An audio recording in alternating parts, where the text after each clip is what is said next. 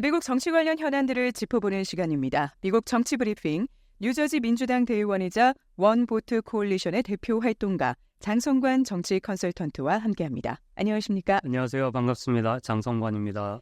네, 대선 레이스가 50일도 채 남지 않았습니다. 이제 마지막 구간에 들어가면서 양당 후보들도 표심 잡기에 입장이 조금씩 바뀌고 있는 것 같죠? 예, 아무래도 바이든과 트럼프의 싸움일 때는 이제 본인들 지지층을 누가 더 결집시키고 투표소에 많이 이끄느냐의 싸움이었다면 네. 해리스로 후보가 바뀌고 나서는 통상적인 선거 구도와 마찬가지로 중도층, 이 무당층의 표심을 가져오는 싸움이 되겠습니다. 그러니까 좀 속된 말로 하면 집토끼, 산토끼 이런 싸움이 되는 건데요. 네. 그렇기 때문에 투표 날짜가 가까워질수록 이 중도층과 무당층 또는 아직 마음을 정하지 않고 있는 유권자들의 마음을 어떻게 가져오느냐의 싸움이 그런 양상이 더욱 두드러질 것으로 전망합니다. 네. 그러니까 일례로 트럼프는 지난번 후보 토론회에서도 전국적인 낙태금지법을 제정하지 않을 것이다 라고 천명하면서 기존의 입장과는 조금 반대의 달라진 입장을 말을 했고요. 네. 또 솔트 세금 공제, 그러니까 주 및 지방세 제한에 대해서 다시 시행을 하겠다라는 공약을 최근 밝히기도 했습니다. 네. 18일 오늘 발표된 감세 공약이죠. 이 솔트에 대해서 좀 자세히 짚어주시죠. 예, 그러니까 솔트라는 말 자체가 이니셜이죠. 네. State and Local Tax Deduction인데 네. 디덕션이라는 공제라는 부분을 빼고 우리가 솔트로 약자로 이야기를 하고 있는데요. 그러니까 1913년부터 사실 시행되었던 되게 오래된 제도입니다. 네. 그러니까 우리가 미국에는 정부 구조가 세 층으로 되어 있잖아요. 연방, 주정부, 지방정부가 있는데 각 정부마다 매기는 세금, 그리고 우리한테 걷어가는 세금이 다 자체적으로 정해져 있습니다. 네. 그러다 보니까 지방세가 많이 나간 주세와 지방세가 많이 거치는 지역에 대해서는 연방정부에서 연방세를 낼 때 그만큼을 공제를 하고 연방세를 걷겠다라는 그런 제도였습니다. 네. 하지만 지난 2017년 트럼프 세제 개혁이 시행이 되면서 이 공제 한도액을 $10,000로 하향했습니다. 그러니까 다시 바꿔서 말하자면 주세와 지방세를 많이 내는 일부 지역, 특히 뉴욕, 뉴저지와 네. 캘리포니아 남부가 여기에 많이 포함이 되는데요. 또 공교롭게도 한인 밀집 지역이죠, 전국적으로. 에서는 기존에 받던 세제 혜택보다 혜택이 줄어들게 된 것입니다. 오늘 말씀하신 대로 트럼프 대통령이 본인의 시그니처 정책이었던 세제 개혁에 있었던 조항이었음에도 불구하고 이거 방향을 틀겠다라고 입장을 밝힌 것입니다. 네.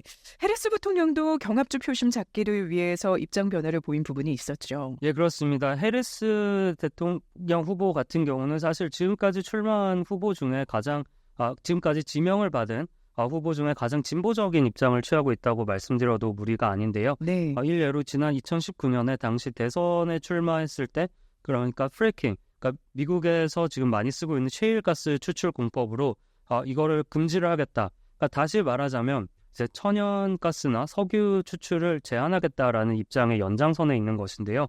그런 입장을 밝혔음에도 최근에 와서는 이거 금지하지 않을 것이다 라고 밝혔어요. 대선 토론회에서도 입장을 바꿨다고 트럼프 후보 측에서 왜 입장을 바꾸게 되었는지 설명을 안 하느냐고 비판을 하기도 했죠. 이거는 사실 이 배경에는 중서부 러스트벨트와 지금 또 경합지역 중 가장 경합지역이라고 할 수 있는 펜실베니아, 그것도 펜실베니아 안에서도 펜실베니아 서부 지역, 피츠버그 인근 지역입니다. 이쪽의 표심을 의식한 입장의 변화입니다. 아까 말씀드린 것처럼 트럼프의 솔트에 대한 입장 변화 또한 본인의 대선 가도뿐만 아니라 이번에 같이 치러지는 전국적인 하원 선거를 의식하고 염두에 둔 그런 입장 변화라고 해석할 수도 있겠는데요. 네. 이게 재밌는 사실은 우리가 뉴욕, 뉴저지 그리고 캘리포니아를 생각을 하면 전국적으로 당연히 민주당 텃밭이다라고 생각을 하지만 이 하원 의석으로 나눠서 보자면 지금 이번 하원 선거에서 경합 지역구가 가장 많이 몰려있는 곳이 뉴욕과 캘리포니아입니다. 네. 그렇기 때문에 지금 시점에 이런 선회가 나타났다라고 해석을 덧붙일 수 있겠습니다. 네. 그리고 오늘은 지난 토론회 이후에 연일 좀 논란이 됐던 해외 이민자들이 개와 고양이를 먹고 있다. 이런 트럼프 측의 주장을 좀 자세히 들여다보겠습니다. 예, 일단 이렇게 맥락 없이 이것만 따지고 보면 굉장히 황당하고 뜬금없는 말처럼 들리죠. 네. 지난 9월 10일 대선 후보 토론회에서도 트럼프 후보가 언급을 했고 그날 아침 J.D. 벤스, 그러니까 지금 오하이오의 연방 상원 의원이자 트럼프 후보의 러닝메이트죠. 벤스 상원 의원이 본인의 소셜미디어를 통해서 이런 말을 주장하기도 했습니다. 오하이오 스프링필드에 있는 헤이리 이민자 커뮤니티에서 반려동물을 훔쳐가고 개와 고양이를 잡아먹는다라고 주장을 했는데요. 네. 이게 이렇게 또 다른 사람도 아니고 본인 지역구이자 또 이제 주요 정당의 부통령 후보가 이런 주장을 했기 때문에 하루 종일 언론에 보도가 되었습니다. 네. 그러다 보니까 또 그날 밤에 있었던 대선 후보 토론회에서 언급이 될 수밖에 없었고요.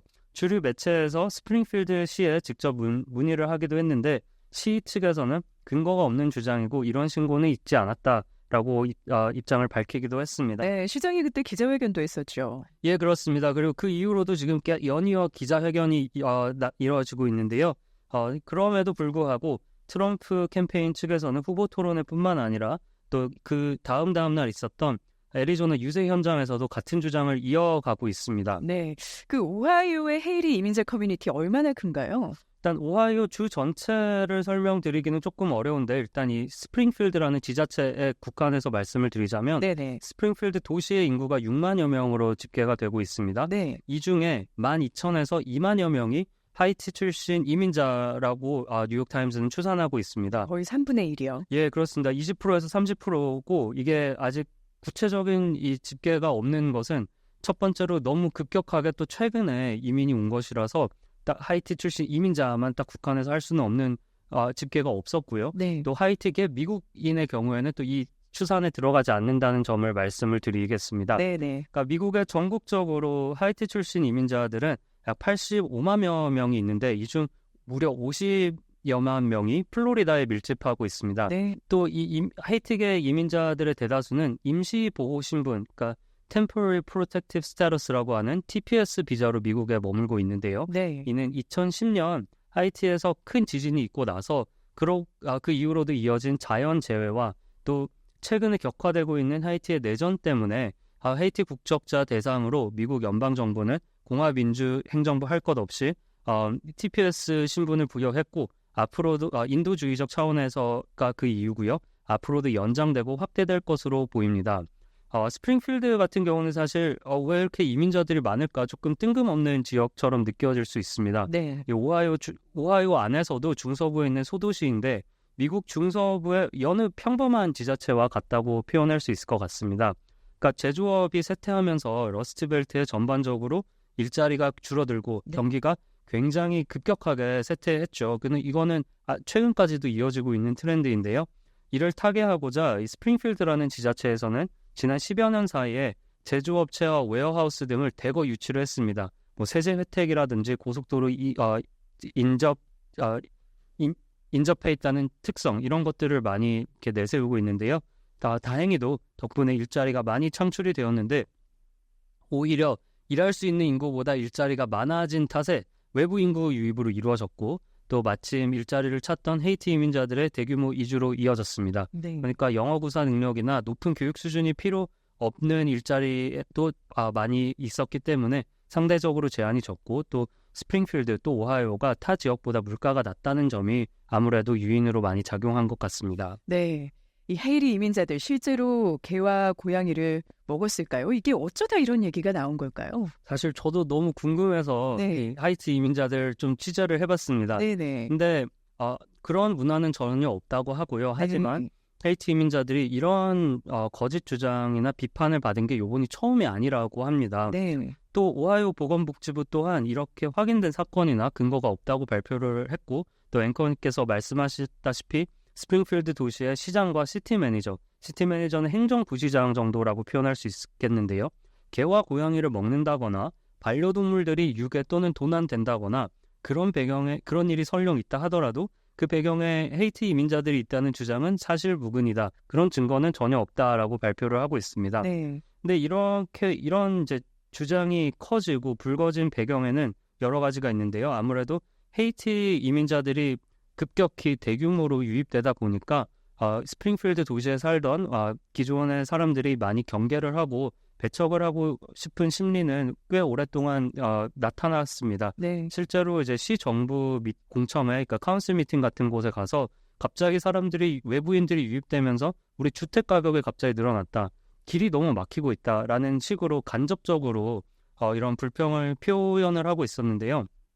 하지만 지난 2023년 동네에 있었던 11살 백인 아이, 남자아이 에이든 클라크라는 아이가 네. 교통사고를 당해 사망하는 사건이 있었는데 이 교통사고의 가해자, 즉 운전자가 헤이티 출신 30대 이민자로 밝혀지면서 이 주민 갈등이 급격하게 격화가 되기도 했습니다. 네네. 그래서 그 이후로 이 주민들이 헤이티 이민자들 그만 받아야 된다. 이 사람들 불법 이민자들 아니냐 하면서 이제 주지사와 또 연방 하원 의원들에게 편지를 계속 지속적으로 보냈고 제이디 벤스 상원 의원은 그 근거로 그 중에 근거로 최근에 또 있었던 한 주민의 경찰 신고를 근거로 삼기도 했는데요. 네. 그러니까 애나 킬고라는 은퇴한 여성이 본인이 키우던 고양이가 사라졌다면서 8월 말에 경찰에 신고를 했습니다. 네. 그러면서 이제 그녀는 이 헤이티 사람들이 데려간 것 같다라고 주장을 했는데 네. 근데 이제 어제 9월 17일에 나온 월스트리트 저널의 보도에 따르면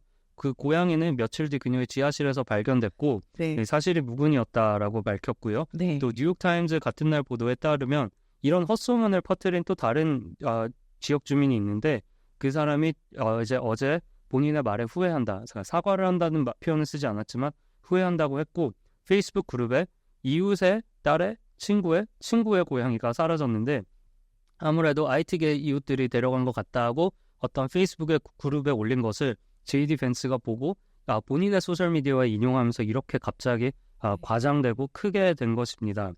근데 벤스 상원 의원은 또 지난 일요일 CNN에 출연하면서 서민들의 고통에 미국 미디어가 들여다보게 하기 위해서 내가 이야기를 지어내야 한다면 앞으로도 그렇게 할 것이다 라고 말을 했어요. 네. 그러니까 본인은 간접적으로 이게 근거가 없는 주장임을 시인을 하면서도 본인의 입장은 굽히지 않는 그런 상황입니다. 네. 이에 대한 정치권 반응은 어떻습니까? 일단 정치권 반응 전에 이 주장이 나타나고 나서 며칠 내에 그러니까 지난주 목요일과 금요일에 스프링필드 시청과 초등학교 중학교에는 밤트렛 그러니까 네. 폭탄 신고가 들어오기도 했습니다. 네. 뿐만 아니라 뭐 하이티 이주자들 내가 가서 뭐 폭행할 것이다 이런 소셜미디어에 그런 주장도 많이 나오면서 네. 아무래도 주민들이 많이 불안에 떨고 해서 또 특히 해당 지역 IT 주민들은 두려움의 외출을 삼가하고 있고요. 시청과 학교는 임시 휴교령이 내려지기도 했습니다. 네. 어제 헤리스 대통령 후보는 전국 흑인 기자협회 인터뷰를 통해서 굉장히 부끄러운 일이다.